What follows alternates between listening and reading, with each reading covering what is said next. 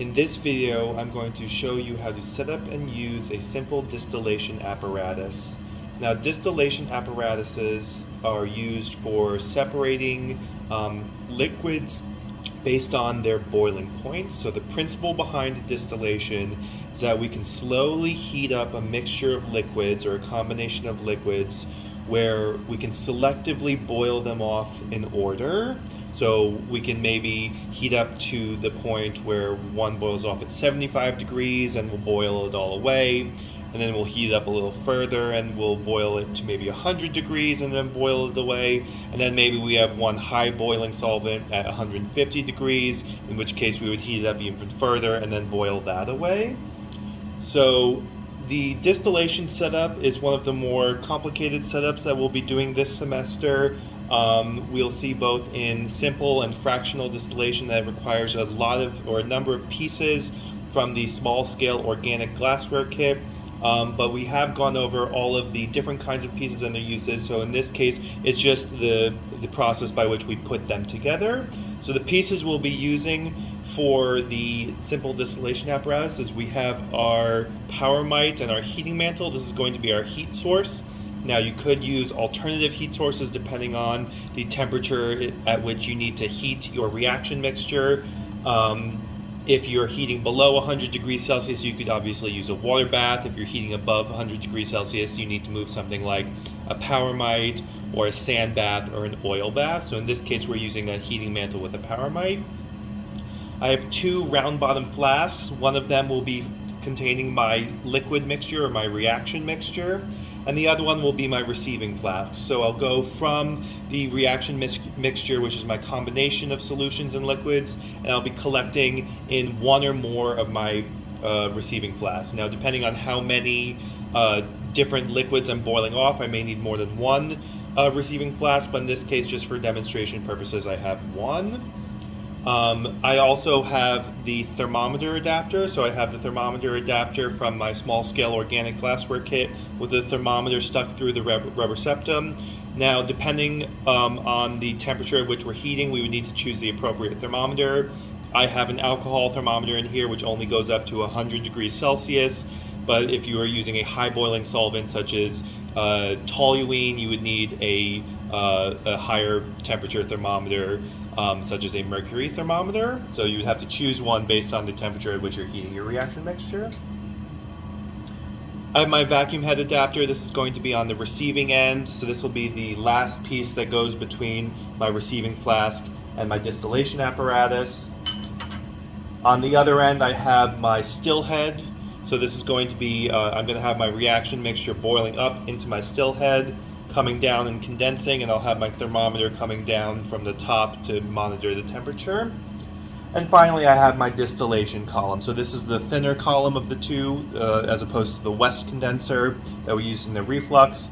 This will be used to condense and collect my distillation mixture as it boils over. And finally, I have an ice bath and a laboratory jack. So this laboratory jack can be used to raise or lower the heating mantle to make everything at the correct height. I also have a selection of Keck clamps and silicone grease. Now remember, just like for any fritted glass piece, we need to grease and Keck clip every joint. So I have 5 Keck clips here, and I've already pre-greased all of these joints, but you would need to make sure once you're starting the experiment that you are greasing every joint to make sure everything is, you won't run the risk of freezing any of the joints throughout the reaction mixture or the reaction procedure. So let's build this simple distillation apparatus. So I would start with my reaction mixture. This contains my mixture of liquids, my mixture of solutions, the reaction, anything that I'm going to be starting with to boil off whatever I'm trying to collect. I would then take my still head, and my still head will slip into my reaction flask. I'm going to twist it to get the grease all the way around. And then, like every joint that we're doing, it's greased, and I will Keck clip it. Right above the reaction mixture, I'm going to take my thermometer adapter and place it in the one directly above the reaction mixture. And just like every fritted glass joint, I will also Keck clip it. Now, the thermometer is going to be pushed so it's just at the base of where this distillation arm is. So I'm going to push this down a little bit more. If it's too far down, it's going to read a temperature that's too high, and I'll overestimate my boiling temperature.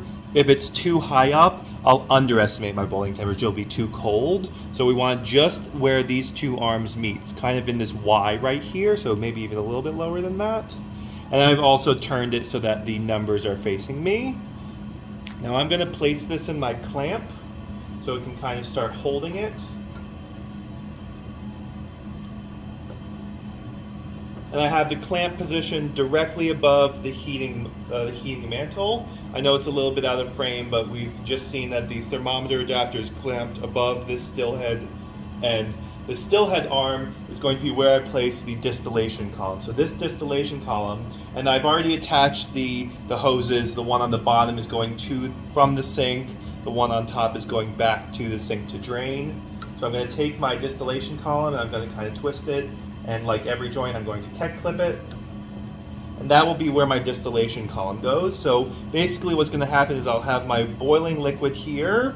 As something in there reaches its boiling point, it's going to come up into the still head and then come down and condense through this jacketed column, and where it'll drip down, and we'll put the receiving flask over here so I can collect whatever liquid I need to. Say it's a product or a desired liquid that I made in the reaction, I'd be able to collect it at the end.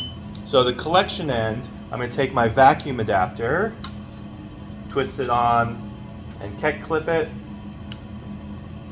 And finally, I'll take my receiving flask and put it on the end, and that'll be Tech clipped as well.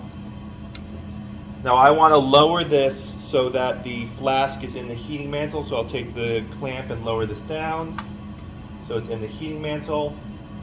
And finally, to cool, depending on the temperature at which we're heating this, we may or may not need an ice bath to cool the receiving flask.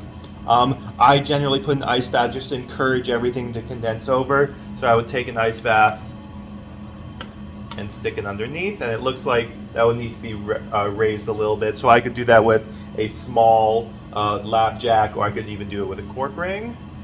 This actually might need to be raised up a little bit. So I'm going to just raise this. Now this is where we start playing with height. We're trying to just get everything at the right height, so we have an even flow and it's even all the way across. So I have this ice bath on the cork ring that's a little bit high, so I'll lower it back down. I'm just trying to get that receiving flask in the ice bath so it's cooled.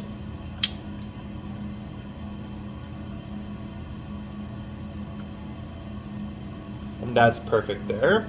So what I have is I have my reaction mixture sitting in a round bottom flask in my heating mantle.